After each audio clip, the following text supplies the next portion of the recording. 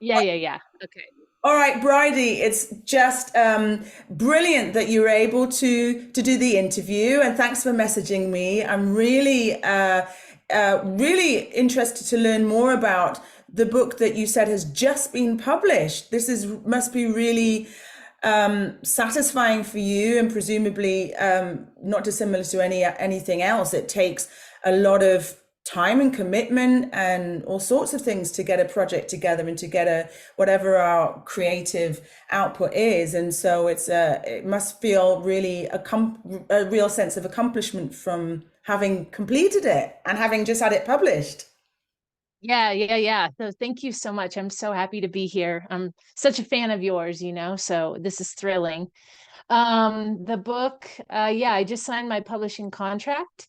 And so the book will be in bookstores fall of 2024. So we have about a year and a half to get all of the pieces together with the publisher and the final copy edits. But super excited, and I feel really proud, I guess, like you said, of pulling this off. And I feel like I'm in good hands. I'm with an independent publisher out here from the West Coast in the States, and they only publish women. And so I feel really honored to be in this collective of women who are writing and sharing their stories. Yeah. Well, that's again to choose a publisher. Well, I suppose perhaps you sent your draft to a few different people, or did you choose that publishers? Yeah, it was a little bit of both. I'm sure when you go out and you kind of put your work out into the world, there's a lot of rejection.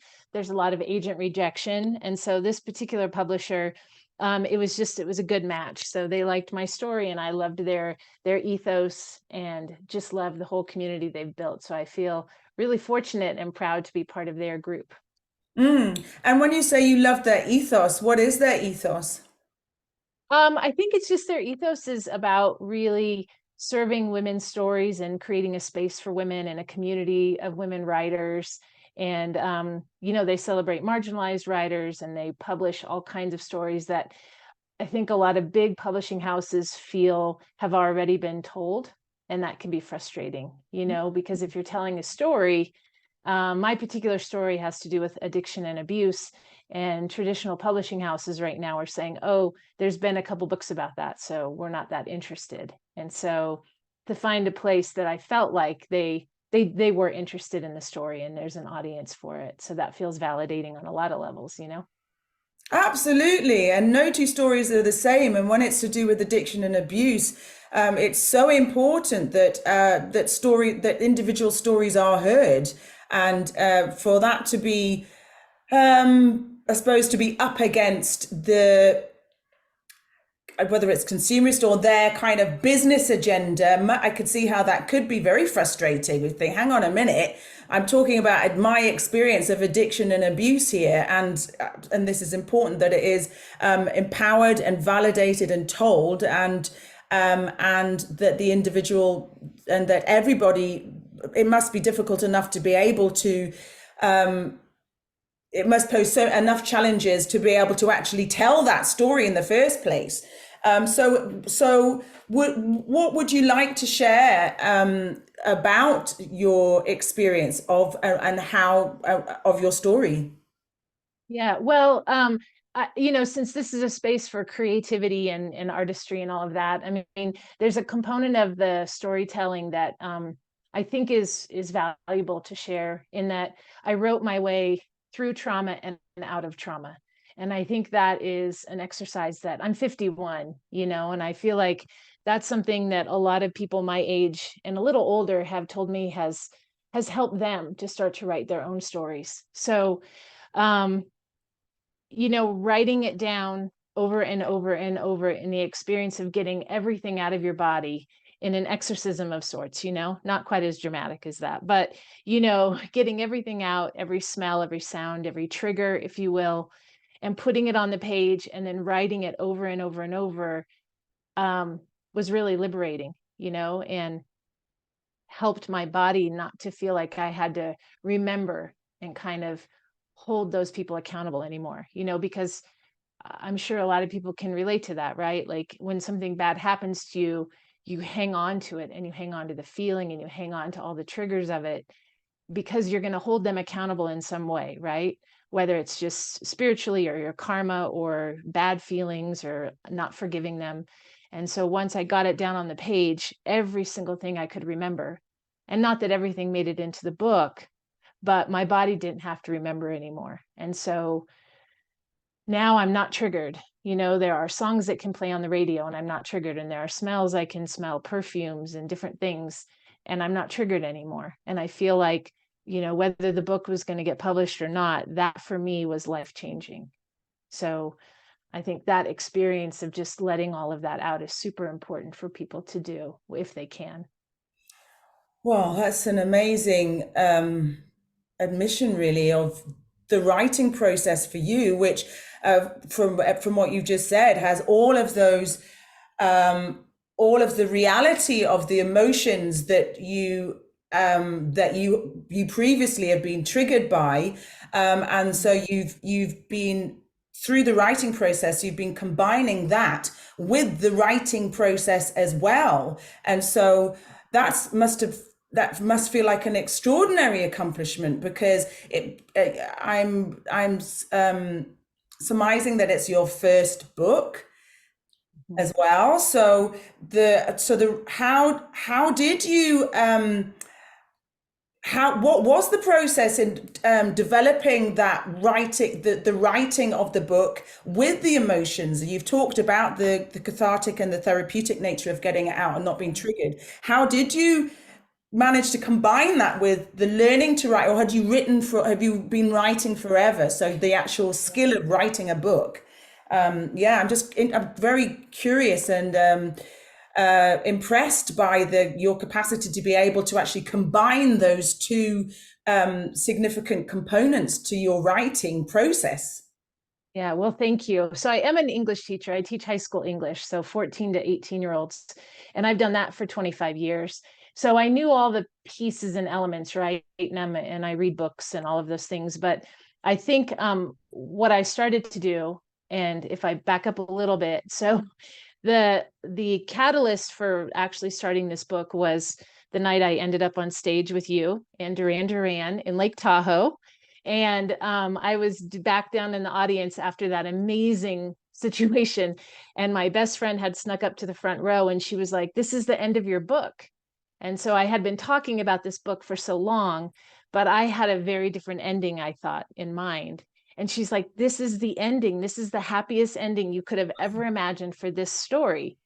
And so the very next morning, I got up and just started writing down what happened the night before. And so I essentially had the last chapter of the book written in some kind of crappy draft, you know. And then I just started writing and I looked up ways to do it. I actually just researched. I found a book called The Art of Memoir by Mary Karr. I found Bird by Bird by Anne Lamott. And it just said, just start writing and write the same time every day. And no matter if it's terrible, just write. And so I made a ritual of every single day. I got up at 4 a.m. and I wrote for 2 hours. And after a couple of months of doing that, you know, I had sentences and then I had paragraphs and then I had pages, and they were terrible. They were terrible. And then I joined a writing group Ah. and I let them read some of my writing and got some feedback. And so there's a vulnerability, right? So I had to be willing to be coached.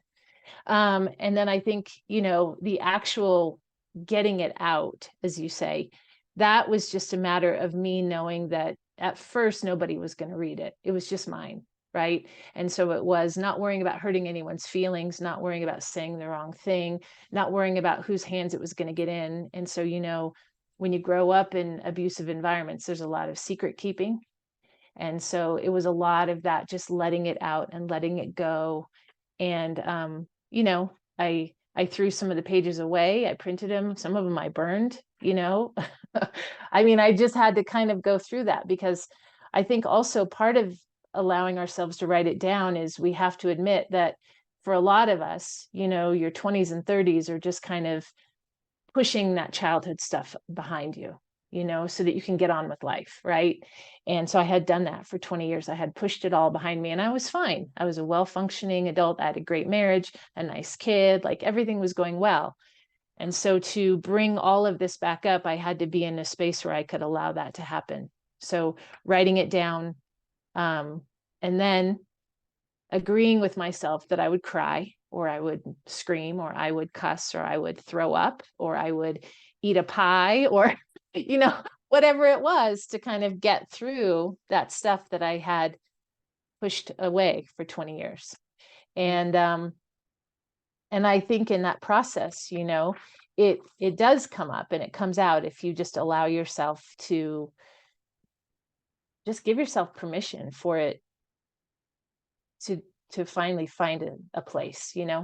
So and it was also, there were parts of it that were really wonderful to relive and wonderful to remember. So it wasn't all just horrible on the floor. It was also celebrating who I was as a kid and how I survived it all, right? And as an exercise, I guess, for people who might want to write their stories, something I did do is I wrote the book in first person, obviously, but in present tense. So the story is me telling the story as I saw it. And so there's no real reflective voice or older voice coming back in with any wisdom. It's just me at 6 and me at 8 and watching the addicts in my house and going through the abuse. And we moved a lot. So moving every couple months or 6 months. And I think that was also helpful in the writing process because I just stayed in the scene, right? I stayed in the scene and I wrote each scene and I remembered the dialogue that I could hear. And it may not be perfect, but it's what I remember hearing. So I think all of those things, we all have our stories and, the good ones and the not so good ones. And it's interesting to write them down and just see what comes out. It sounds like you've really developed your own process. Actually, well, you said there were several books that helped you and that you found, but it was through the writing process, and then from a regularity point of view, you're also saying that there were certain things like 4 a.m. There was a discipline there, perhaps also because you've said of the English teaching of the actual process of that. There was the discipline, the consistency, but then you combine some of perhaps what you read with developing your own process. And did you have support around, like you said, you had the support of a group, you joined a writing group. Did you have any kind of therapeutic support through the writing of your book as well? I haven't really ever been somebody to do that for whoever knows. I don't know why, but I did have my husband, and I had my daughter, and they were really wonderful in letting me just read the chapters. And then kind of sometimes I'd climb into my husband's lap and just kind of cry it out a little bit, or I'd go for a walk. And I did seek out at the very, very end, just to validate that some of my memories were real, because sometimes we question them. I did have a great hypnotherapist. I did a session with her to just validate that some things were actually real. But I think more than anything, and not to say that therapy wouldn't have been an excellent thing, and maybe after the book comes out and I have to deal with the people who are in it, I might need therapy.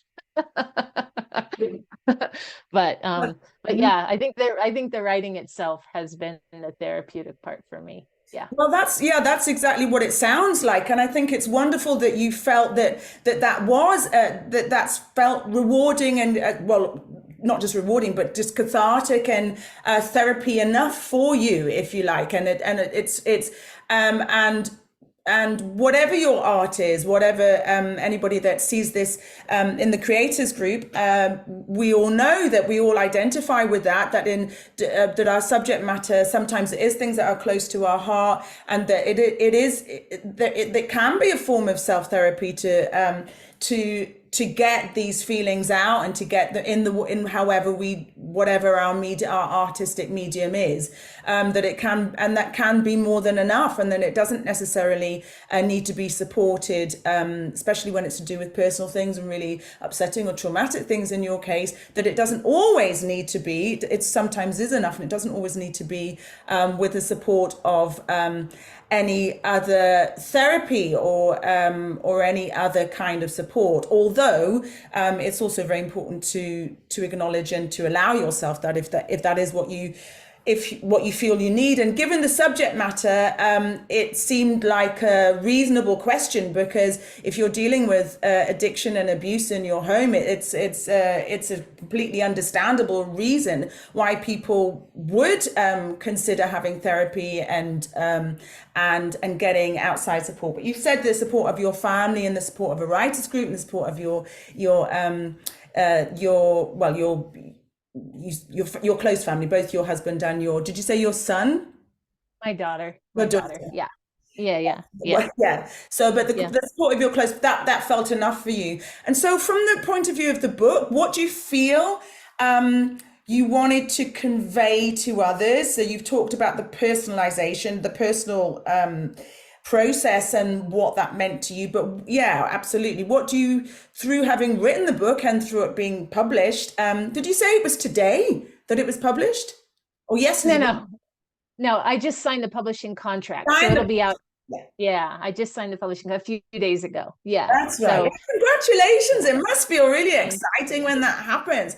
And it's so courageous. I know that, but it's not meant to sound patronizing, but when it is a personal story and one that is that it's really no holds barred, and it is about trauma, and it is about really vulnerable times, it is courageous, it's brave, because people there can be all sorts of reasons why people do want to keep that private. And what it is, as I said, what is it that you feel, having written it, when you look at the book, when you think about the book now, that you hope people will get from it? yeah, well, as a teacher for all these years, my first students are about 40 years old now. And I used my childhood in my classroom, really, when I was, teaching a kid who I could tell was going through hard times. I would just always share a little bit of the resilience that I know that they had, that I saw, that I had also developed, and acknowledge their bravery. And we talk about optimism. And so kind of over the years, I used my story like that in my classroom. And I felt like that was really what I wanted to read about, right? So beyond kind of, because I know we don't ever want to play the dysfunction game with people, right? You don't want to try to one up somebody else's trauma, because it's not necessary and it's not real. So I didn't set out to kind of write the most horrific book of all these bad experiences. I just set out to write a story about how, when you grow up in these environments, you do develop resilience, you develop bravery, forced sometimes, right? And then you are kind of conditioned to be optimistic, right? To look forward to the next day in the morning, and everything will be better tomorrow. And so as I was writing all these stories down, I realized that I used that resilience and that bravery and that optimism that I developed as a kid in my adult life to sever the ties with those dysfunctional, toxic people, and to create a really happy, lovely life, And I felt like that was a story that I could tell, and that was an important story that might help other people. I also, in the story, I walk through how I forgave all the bad guys and the bad girls, how I forgave everyone. And I feel like that's for me, what was missing from a lot of really beautiful memoirs I read. I just didn't know how people forgave people for hurting them. Like, how do you do that? And so I wanted to very honestly and authentically walk the reader through how I did it. And how did you do it? It ended up, I did a lot of research about about forgiveness, and watched Oprah and read all these books. And I realized that for me, the way to do it was to have compassion, and was to not let the other person off the hook, but just really think about who they were and why they did what they did.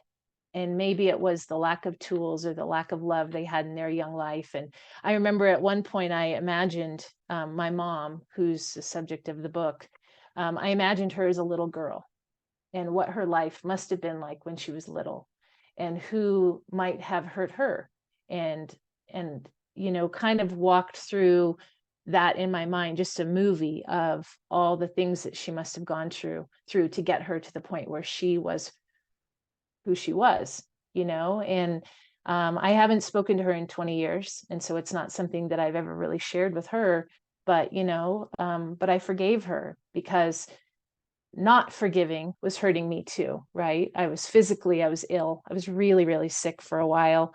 And I was just holding all of that stuff in. And I realized that our body does store trauma, right? Our body stores bad stuff. And so if you don't get it out, again, through writing or forgiveness, then you're going to hang on to it and you're going to get sick. And that's what happened to me. So I feel like this book, it also, I think the really fun part about it, and one piece the publisher had mentioned, is that it does have this really, really happy ending of this, this little girl who at 12 obsessed over this band, Duran Duran. And as she moved, the only constant in her life was this band. So I could pick up a magazine, I could turn on MTV, I had their records, I could crank up the volume and drown out all the screaming on the other side of my bedroom door. And I had this band. And so, as I got into my 20s and I kind of got to recapture some of my childhood, I started going to all of your concerts and started listening to all of you and getting to see you live. And then decided about 15 years ago now, 16 years ago, I saw this documentary called My Date with Drew. Have you ever seen it? My No. Date with Drew. So it's a silly documentary of this young guy, Brian Herzlinger, who's a director now, but he made this documentary about trying to get a date with Drew Barrymore. And he gave himself 30 days and like $1,000. And it's really hilarious. And I shared it with all my seniors every year, just about kind of dreaming big. And I realized this was about 2006, I think it came out.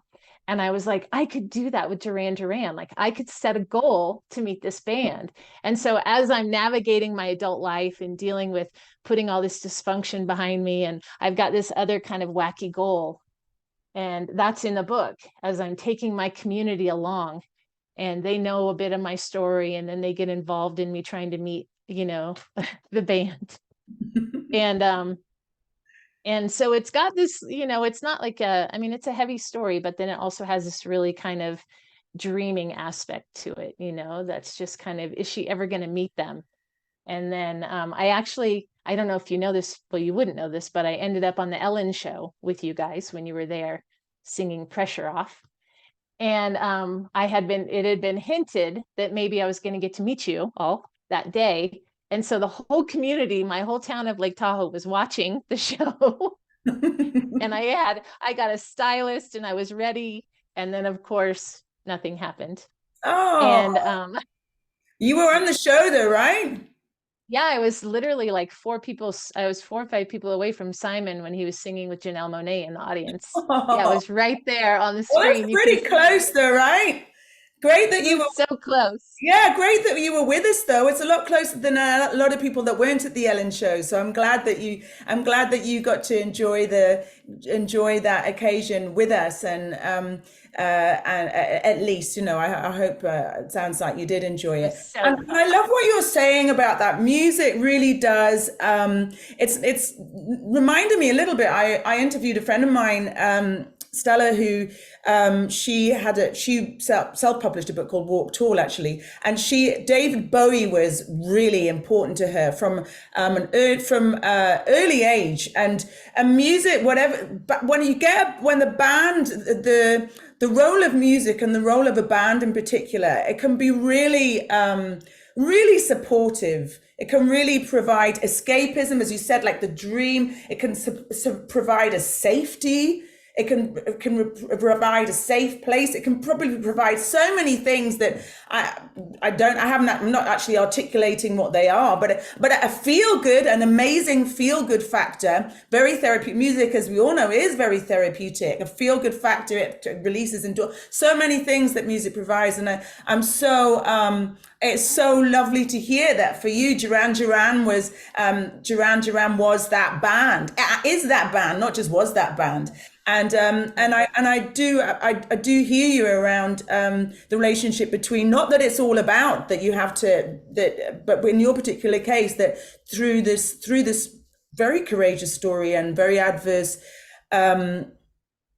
experiences, that having Duran Duran, having that band that really that's seen you through various different stages of your life and to now. I mean, there's so many fans that are there now that have, yeah, they have had since you have been fans since childhood. I think it's yeah, it's it's moving, and it's also really lovely to hear that that you had music, and specifically in this case Duran, that to provide those supporting moments for you, on a music level, but on sorts of levels. Oh, I'm just noticing that my battery's going low, and luckily I've got my charger right by me.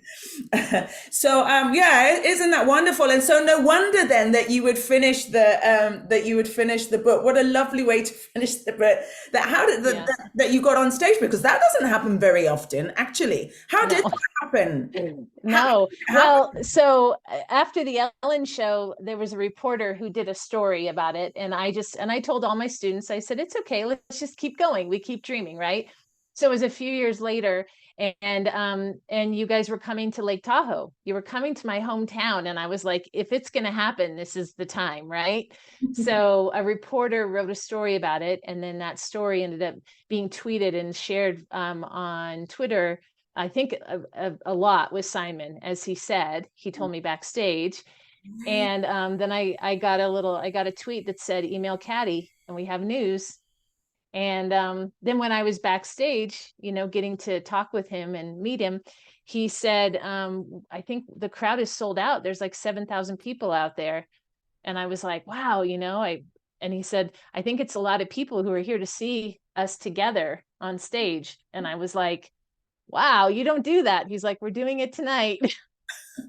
So I didn't know the whole backstory. I didn't know the whole backstory. Yeah. Isn't that wonderful? Yeah. So that's absolutely, I can see why that would be like a joyous end to your book, and that you've had the Duran thread, and yeah, Bridey, I want to thank you so much. I want to thank you so much for from an independent creative perspective, the fact that this book is you signed that publishing contract.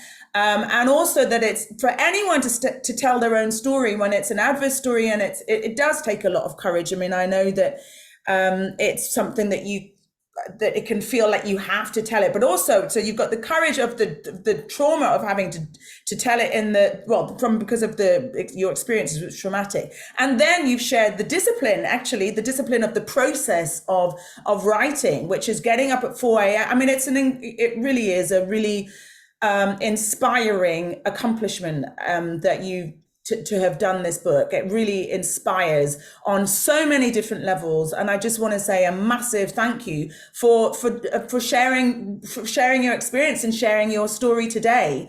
So from a point of view of for anybody else that hears your story, apart from what you wanted to convey from the book, from a creative perspective, what would you like, having been through the process, what would you be like your advice for anyone that's thinking of writing and really wants to, but is kind of nervous about it, or isn't sure about that, whether they want to do it or not, but they feel they have a story in them?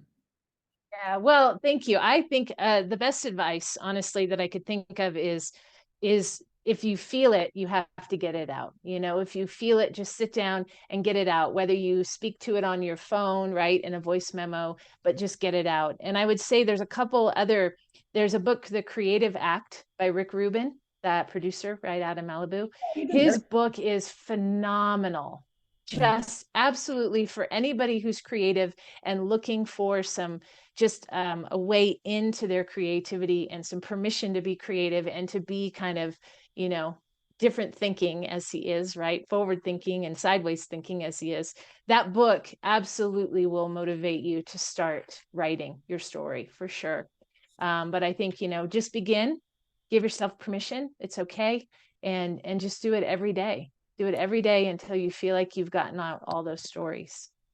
Bridey, thank you so very much. Totally inspiring, and do keep us updated when the book is coming out, because in the group, and really want to know all about. Just want to know your plans when it's coming out. Can't thank you enough. It sounds really moving. It's really inspiring, and wish you all the very best within. Thank you so much. This was really, really, really amazing, and I'm so thankful to be here. I appreciate you very much. Thanks. Okay, bye. Okay, bye.